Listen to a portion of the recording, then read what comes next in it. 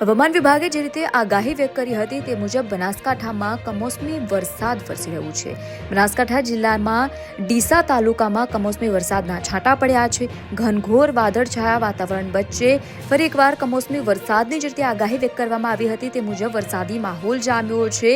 વરસાદી છાંટા પડી રહ્યા છે. કમોસમી વરસાદના છાંટા પડતા ફરી એકવાર ધરતીપુત્રો ચિંતામાં મુકાઈ ગયા છે, કારણ કે એરંડા સહિત રાયડો, બટાકા, જીરું સહિત ઘઉંનું પાકનું વાવેતર કર્યું હતું અને ખેડૂતોને હવે નુકસાનીનો ભય સતાવી રહ્યું છે.